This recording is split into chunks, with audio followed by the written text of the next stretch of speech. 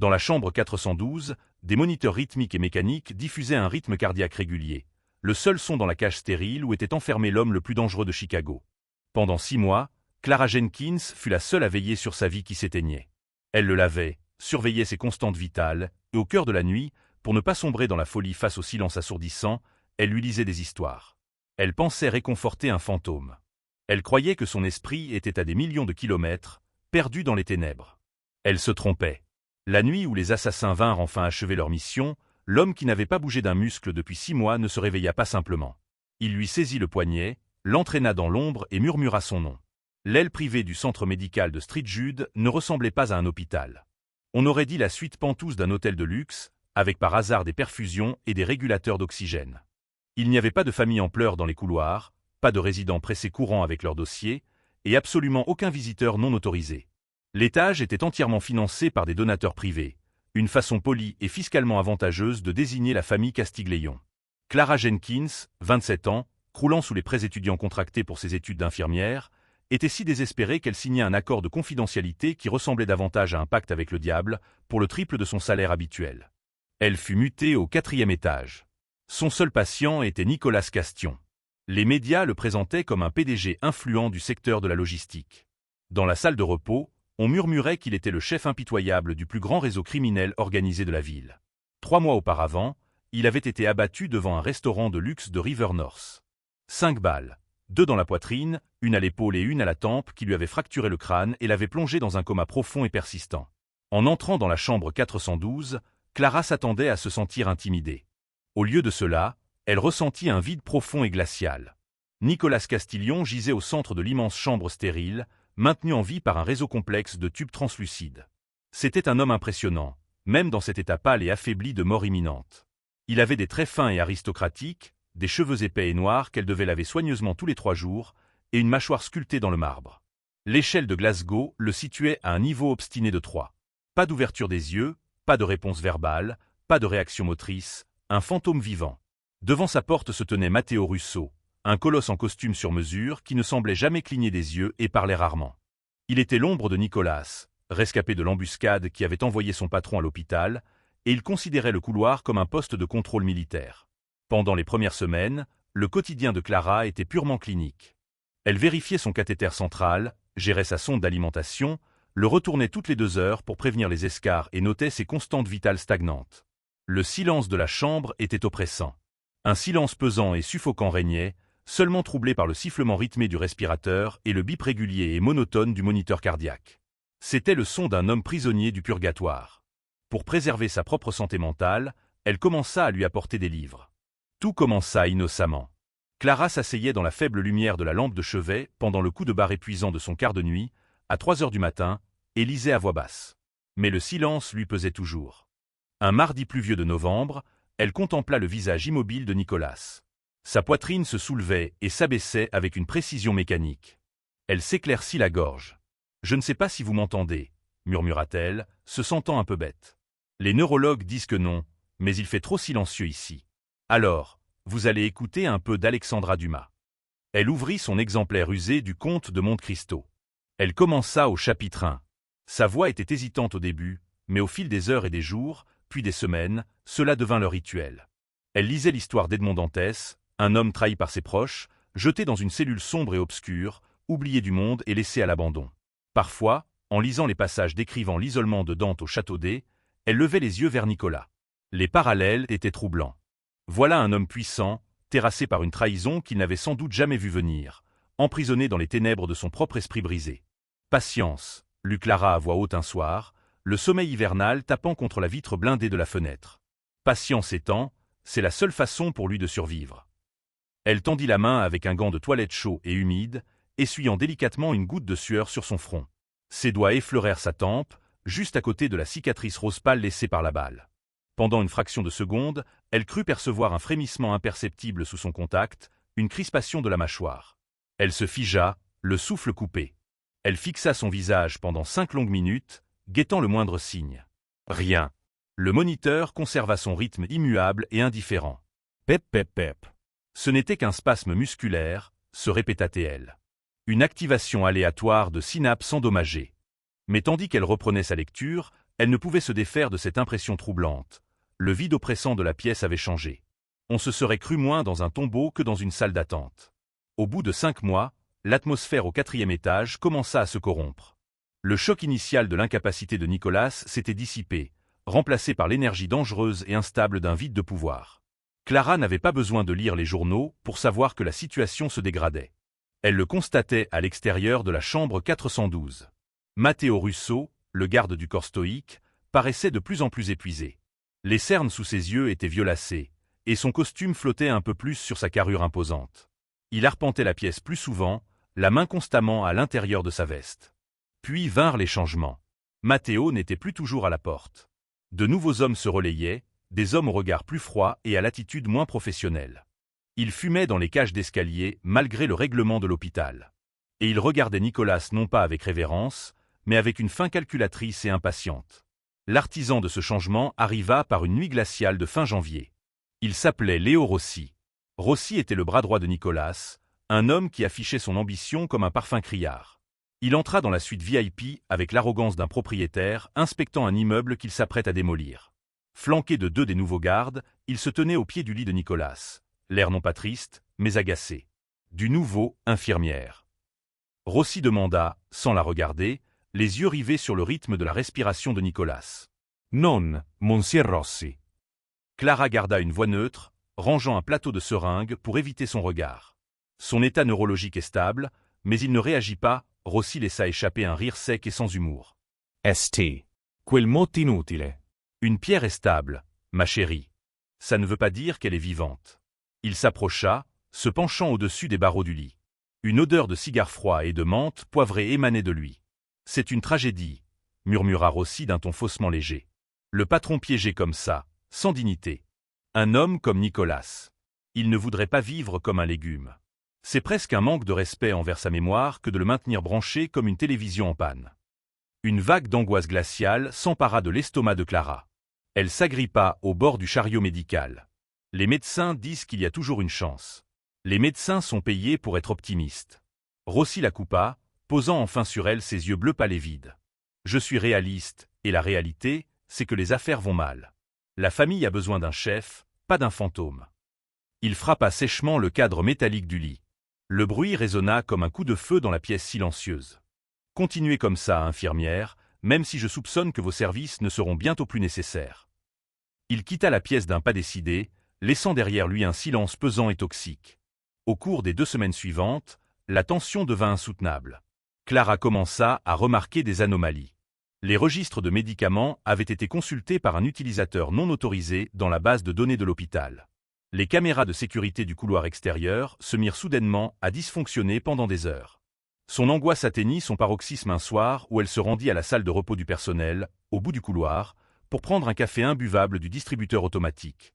La porte grinça légèrement. De l'intérieur, elle entendit la voix rauque et étouffée d'un des nouveaux gardes de Rossi. « Fin de semaine », disait la voix. Léo en a assez d'attendre que la nature fasse son œuvre. C'est ridicule de laisser le patron branché à des tubes pendant que les Colombiens empiètent sur le territoire du Sud. Comment. Demanda une autre voix. L'infirmière rôde toujours. On la sort du sol. On dit qu'il y a un problème avec ses papiers. Puis un petit ajustement de la perfusion. Chlorure de potassium. Ça arrête le cœur. On dirait un infarctus massif. Causes naturals. Tragique, mais inévitable. Clara recula de la porte, le cœur battant la chamade comme celui d'un oiseau pris au piège. Ses mains tremblaient tellement qu'elle renversa du café brûlant sur sa blouse, mais elle ne sentit pas la brûlure. Elle courut presque jusqu'à la chambre 412, verrouillant la lourde porte derrière elle. Elle s'appuya contre le bois, haletante. Elle regarda Nicolas. Il avait l'air si vulnérable, si complètement à la merci des monstres qui tournaient autour de son lit. Elle devrait aller à la police, pensa-t-elle. Mais que dirait-elle? Elle avait entendu une rumeur dans la salle de repos. La famille Castigue-Léonéillon possédait la moitié du commissariat. Elle serait morte avant la fin de son service. Clara s'approcha de son lit, les jambes tremblantes. Elle fit fi de toute routine clinique. Elle se pencha, ses lèvres à quelques centimètres de son oreille. « Nicolas » murmura-t-elle, la voix brisée. Peu lui importait que ce soit insensé. Peu lui importait l'échelle de Glasgow. « Nicolas, tu dois te révéler. » Tu m'entends. Léo Rossi prend le pouvoir. Ils vont te tuer. Ils vont arrêter le cœur d'ici la fin de la semaine. S'il te plaît, si tu es là, si tu m'entends, tu dois te battre. » Elle saisit son exemplaire du Comte de Monte Cristo. Elle ne le lisait pas comme d'habitude. Elle le lisait comme une prière désespérée, arpentant la chambre, lisant les passages où Dante comprend le complot de son ennemi, où la rage contenue lui donne la force de se libérer de son linceul. Elle s'arrêta au pied du lit, les larmes brouillant sa vue. « Tu dois être Dantès, » supplia-t-elle dans le silence de la pièce. « Ne les laisse pas t'enterrer vivant. » Elle fixa son visage. Le moniteur émit un bip. Pep pep pep. Rien. Clara enfouit son visage dans ses mains et pleura pour un homme qu'elle ne connaissait pas. Un criminel qui, d'une manière ou d'une autre, était devenu le centre de son monde isolé. Elle pleurait car elle savait avec une certitude absolue qu'elle allait assister à son meurtre et qu'elle ne pouvait rien y faire. C'était un jeudi. Une violente tempête hivernale s'était abattue sur l'hôpital depuis le lac Michigan, frappant les fenêtres de l'établissement de torrents de pluie verglaçante et de vents hurlants. Le mauvais temps semblait justifier la présence réduite du personnel. Clara arriva pour son service de 23 heures et constata que Matteo Russo avait disparu. À sa place se tenait un homme qu'elle n'avait jamais vu auparavant. Un homme trapu, les yeux rivés sur son téléphone, qui leva à peine les yeux lorsqu'elle scanna son badge. Son estomac se noa. Le calendrier évoqué par les gardiens. Fin de semaine. Dans la chambre 412, l'atmosphère était suffocante. Clara accomplissait sa tâche machinalement, en état d'hypervigilance. Le moindre bruit de la fenêtre, le moindre sifflement du système de ventilation la faisait sursauter. Elle vérifia 3 fois la serrure. Elle revérifia les scellés de toutes les poches de perfusion de Nicolas. Assise dans le fauteuil d'angle, le lourd livre à couverture rigide posé sur ses genoux, les yeux rivés sur la poignée de la porte, elle écarquilla les yeux. À 2h45, le courant vacilla. Les générateurs de secours de l'hôpital se mirent en marche presque instantanément, mais pendant 3 secondes terrifiantes, la pièce fut plongée dans l'obscurité la plus totale. Lorsque la lumière se ralluma, la poignée de la porte commença lentement à tourner. Clara se leva, le cœur battant la chamade. Elle recula, plaquant ses épaules contre le mur froid près du placard. La porte s'ouvrit. Ce n'était pas un des gardes. C'était un homme en blouse blanche immaculée, portant un masque chirurgical et une charlotte bleue. Il avait un stéthoscope autour du cou. Mais sa façon de bouger, silencieuse, prédatrice, sur la pointe des pieds, criait qu'il n'avait jamais prêté serment d'hypocrisie. Il ne la regarda même pas. Ses yeux étaient rivés sur Nicolas. Il sortit une seringue de la poche de son manteau. Elle était grosse, le liquide à l'intérieur parfaitement clair. Du chlorure de potassium, l'agent qui arrête le cœur. « Excusez-moi » balbutia Clara d'une voix aiguë et tremblante. « Que faites-vous » Le docteur Evans n'a prescrit aucun nouveau médicament. L'homme l'ignora et s'approcha du pied à perfusion. Il tendit la main pour dévisser le port du cathéter central de Nicolas. L'instinct, aveugle et stupide, prit le dessus. Elle ne pouvait pas rester là sans rien faire. Clara se jeta en avant et attrapa l'avant-bras de l'homme. « Arrêtez. Vous ne pouvez pas faire ça. » Avec un grognement sourd d'agacement, l'homme la gifla. Le coup fut brutal et désinvolte. Le dos de ses poings lourds la frappa à la pommette, la projetant au sol. Sa tête heurta le linoleum. Une douleur fulgurante lui explosa derrière les yeux. La pièce se mit à tourner. Elle eut un goût de cuivre dans la bouche. Elle tenta de se relever, mais ses bras étaient lourds comme du plomb. À travers sa vision trouble, elle vit l'assassin se retourner vers le lit. Il déboucha la seringue avec les dents, crachant le capuchon en plastique sur le sol. Il empoigna le port de la perfusion de la main gauche et enfonça l'aiguille de la droite. « Non » halta-t-elle en tendant faiblement la main. L'aiguille était à quelques centimètres du port. Puis le monde s'écroula. Tout se passa si vite que son cerveau, encore sous le choc, eut à peine le temps de comprendre. Une main jaillit de sous les couvertures blanches stériles. Ce n'était pas un geste maladroit et faible. C'était un coup d'une précision terrifiante, comme celle d'une vipère. La main droite de Nicolas Castigléon se referma sur le poignet de l'assassin, juste sous la seringue. L'assassin se figea, un son de choc pur et absolu lui nouant la gorge. Il baissa les yeux vers le lit, les yeux grands ouverts au-dessus de son masque chirurgical. Les yeux de Nicolas étaient ouverts. Ce n'étaient pas les yeux vides et errants d'un homme sortant du coma. Ils étaient sombres, d'une lucidité violente, et brûlaient d'une rage froide et calculée. Le moniteur à côté du lit s'est mis à biper soudainement, le bip lent et régulier se transformant en un staccato rapide et furieux. L'assassin a tenté de retirer son bras, mais la poigne de Nicolas était de fer. Lentement, dans une agonie insoutenable, Nicolas lui a tordu le poignet. Un craquement sinistre a résonné dans la pièce silencieuse. L'assassin a hurlé, laissant tomber la seringue. Elle s'est brisée sur le sol. Nicolas n'a pas lâché prise de l'autre main, agissant avec une efficacité raide mais brutale. Il a attrapé l'assassin par le col de sa blouse blanche et l'a tiré vers le bas, lui écrasant le visage contre la lourde barre de sécurité métallique du lit. L'homme s'effondra au sol, inconscient, le nez cassé et ensanglanté. Un silence de mort s'abattit sur la pièce, seulement troublé par les alarmes stridentes du moniteur cardiaque déclenchées par le mouvement brusque de Nicolas. Clara se redressa contre le mur, la main sur sa joue ensanglantée, fixant le lit avec une terreur et une incrédulité absolue. Nicolas Castiglione se redressa lentamente. Il arracha la canule nasale de son visage et la jeta au loin. Il baissa les yeux vers l'homme inconscient au sol, le visage totalement impassible. Puis, lentement, péniblement, il tourna la tête vers elle, ses yeux sombres rivés sur les siens, la clouant au mur comme un papillon sur un panneau de liège. Le silence devint pesant. Elle tremblait tellement que ses dents claquaient. Il était réveillé. Il venait de neutraliser brutalement un homme, et elle était la seule témoin. Nicolas ouvrit la voce. Sa voix n'était plus qu'un murmure rauque et grinçant, altéré par des mois d'inactivité et de tubes d'intubation, mais ses mots étaient d'une clarté cristalline. Toute la sagesse humaine, murmura Nicolas sans la quitter des yeux, est contenue dans ces deux mots. Il marqua une pause, prenant une inspiration lente et saccadée, observant le choc se peindre sur son visage. Attendre et espérer. Clara retint son souffle. C'était la dernière réplique du comte de Monte Cristo. Il ne venait pas de se réveiller. La réalisation la frappa comme un coup de poing, plus froid que le vent d'hiver dehors, un léger tressaillement, la mâchoire crispée, l'atmosphère qui changeait dans la pièce. Il était éveillé depuis des semaines, peut-être plus, prisonnier de son propre corps. Il était resté allongé là, en silence, à écouter ses ennemis comploter sa mort, à écouter la trahison de Rossi et ses avertissements désespérés et larmoyants. Il n'avait pas été piégé. Il avait attendu. Éteins cette satanée alarme, Clara, murmura Nicolas, son regard se durcissant tandis qu'il fixait la porte. Et va chercher Matteo. On a du travail. Ses doigts tremblants appuyèrent sur le bouton de sourdine du moniteur de télémétrie. L'arrêt brutal de l'alarme stridente lui laissa un bourdonnement dans les oreilles, rendant le silence de la chambre 412 encore plus pesant. Nicolas Castiglione était assis. C'était physiquement impossible. L'atrophie musculaire à elle seule aurait dû le clouer au matelas, mais une force de volonté terrifiante le maintenait debout.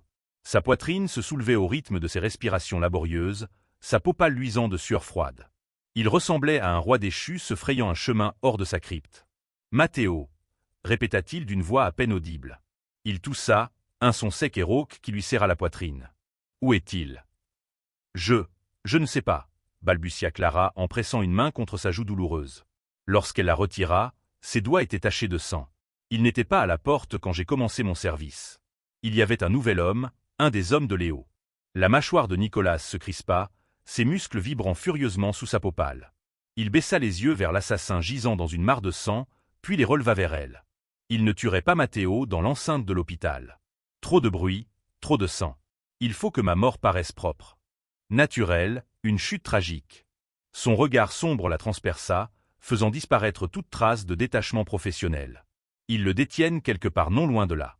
Une salle de garde à vue, un bureau sous-sol, la base secondaire, souffla-t-elle, la réalisation la frappant de plein fouet, l'ancien entrepôt de la pharmacie. Il a été désaffecté pour rénovation. Pas de caméra, pas de passage.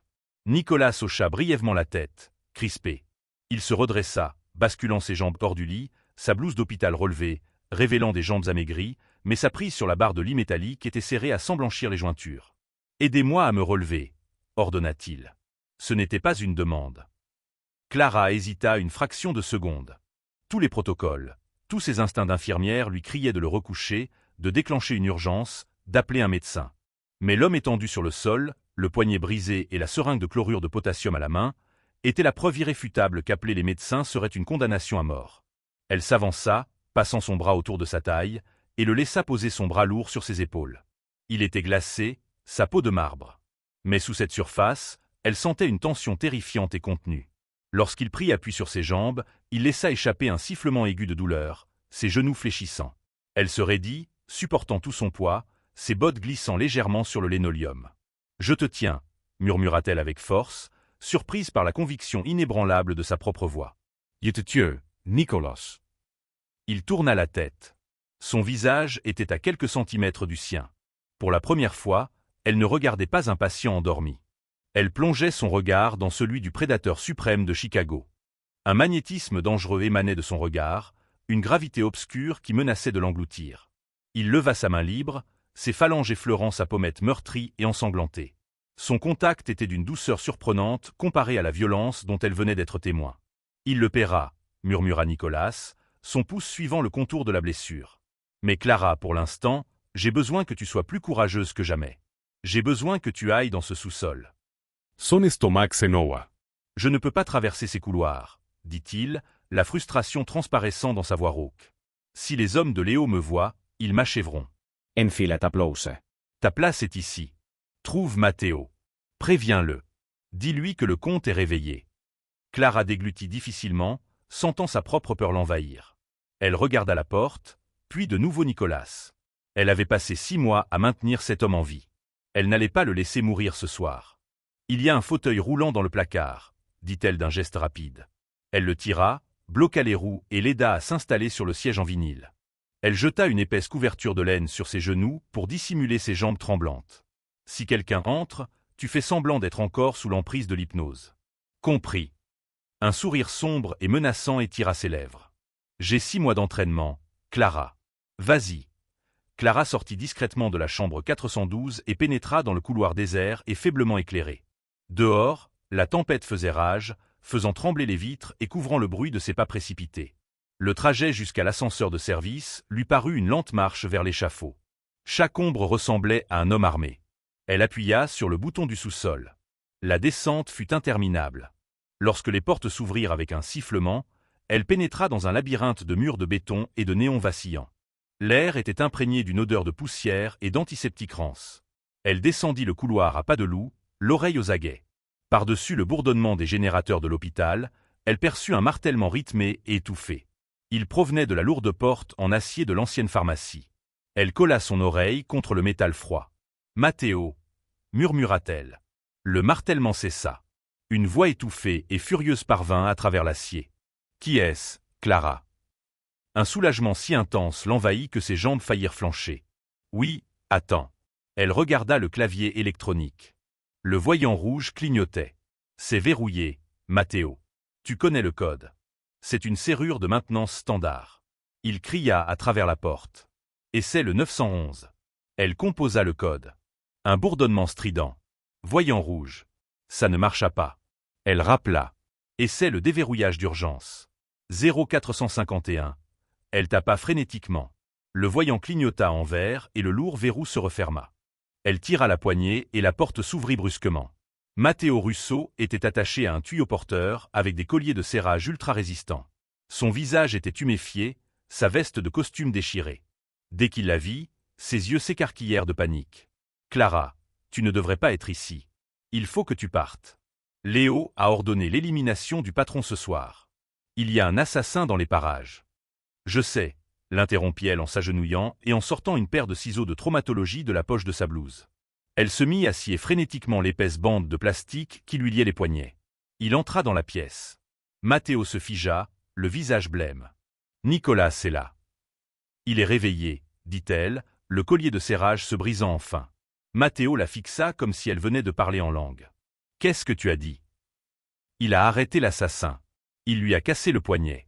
Il m'a dit de venir te chercher. » Elle regarda Matteo droit dans les yeux. « Il m'a dit de te dire que le comte est réveillé. » Une transformation terrifiante s'empara de Matteo. La panique disparut, remplacée par une concentration froide et prédatrice. Il se leva en roulant ses larges épaules. Un rire grave et menaçant gronda dans sa poitrine. Léo Rossi était un homme mort. Matteo n'eut pas besoin de se le faire dire 2 fois. Il sortit un pistolet à silencieux d'un étui dissimulé à sa cheville. Les hommes qui lui avaient tendu une embuscade l'avaient inexplicablement manqué et s'étaient mis en mouvement.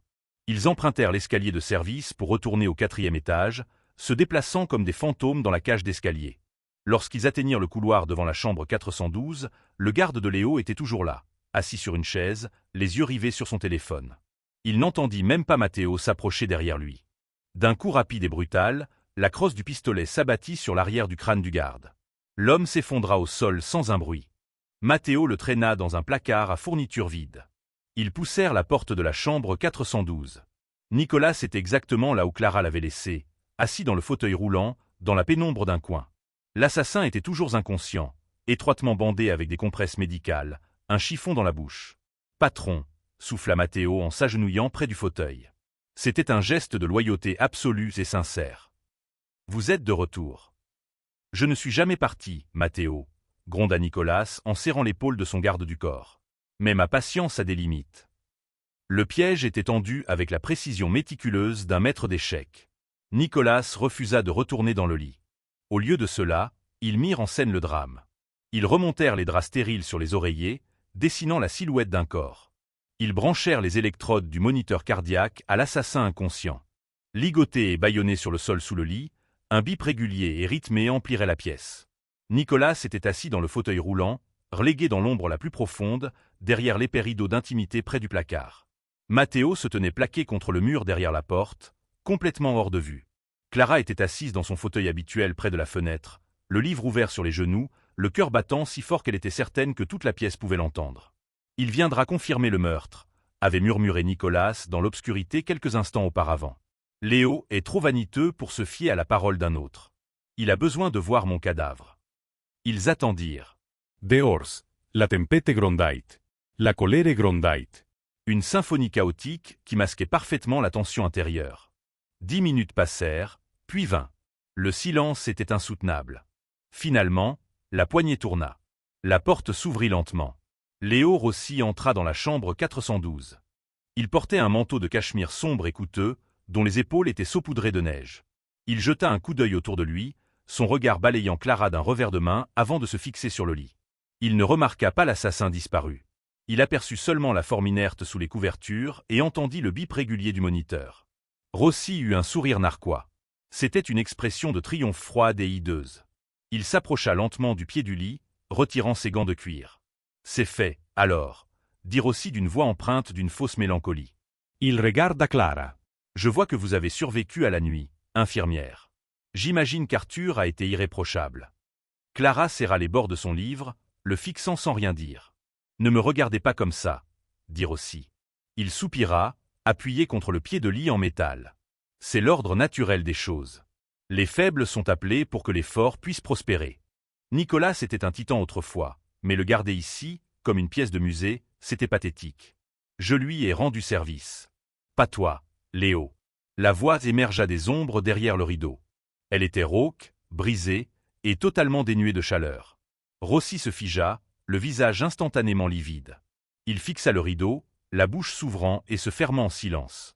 Il porta la main à la poche de son manteau, mais avant même que ses doigts n'effleurent le tissu, la lourde porte en bois derrière lui claqua, et le clic caractéristique d'une sécurité d'armes résonna dans la pièce.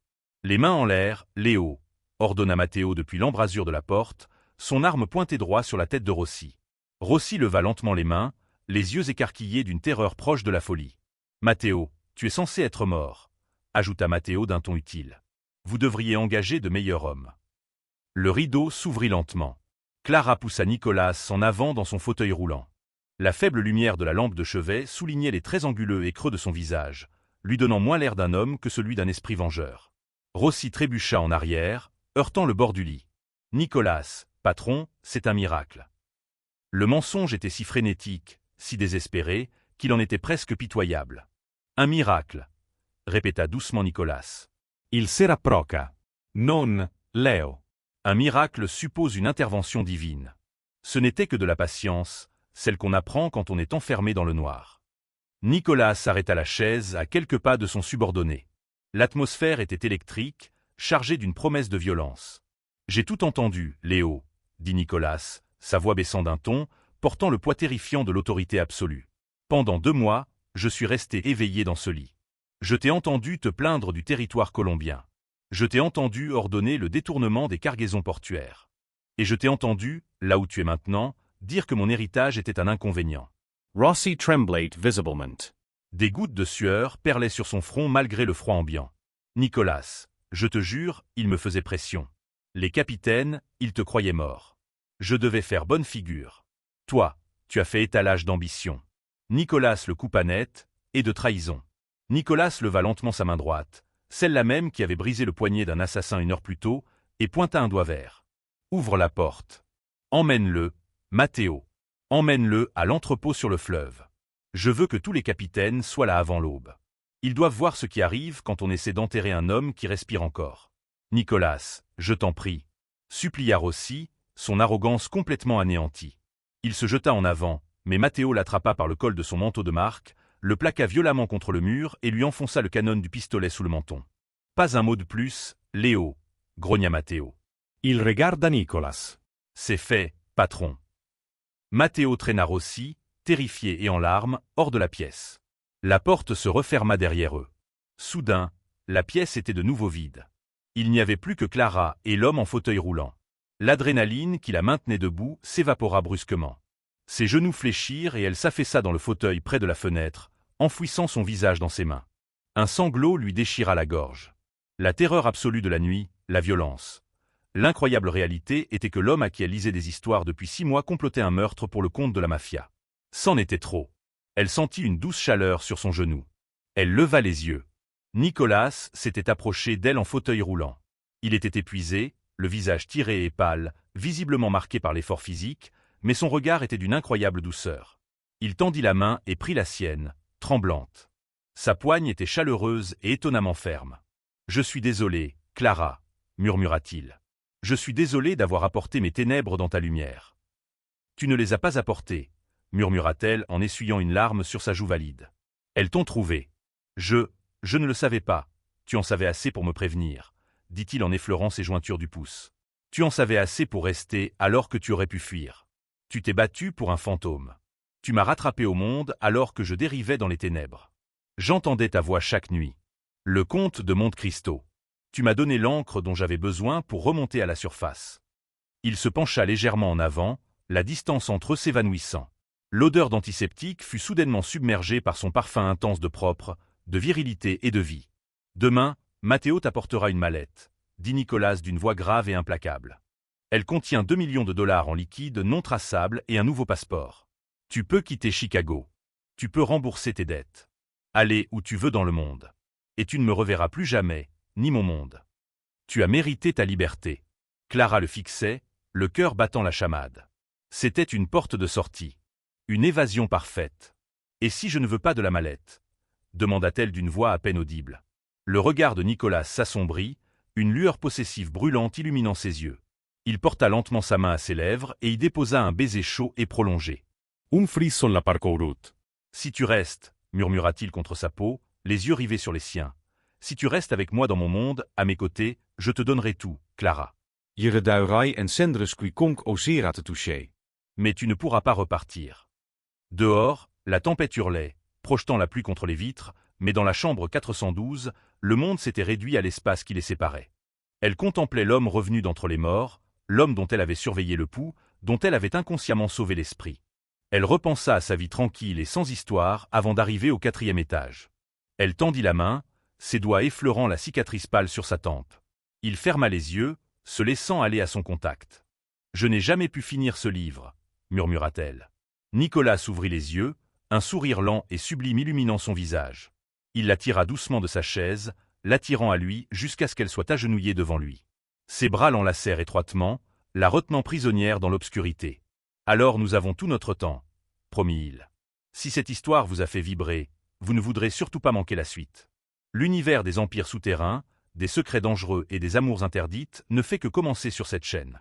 Clara a-t-elle fait le bon choix en restant avec Nicolas, ou aurait-elle dû prendre l'argent et s'enfuir? Partagez vos impressions dans les commentaires ci-dessous. Si vous avez apprécié cette plongée dans les ténèbres de la chambre 412, n'hésitez pas à cliquer sur « J'aime » pour nous soutenir. Cela contribue vraiment à la croissance de la chaîne. N'oubliez pas de partager cette vidéo avec vos amis qui aiment les romances sombres et pleines de rebondissements, et abonnez-vous absolument. Activez les notifications pour ne manquer aucune nouvelle histoire palpitante. En attendant, prenez soin de vous et n'oubliez pas, méfiez-vous des ombres. Si cette histoire vous a tenu en haleine jusqu'au bout, abonnez-vous et activez les notifications pour ne rien manquer des prochains rebondissements. Votre soutien est précieux. À bientôt pour une nouvelle histoire Cœur Rouge.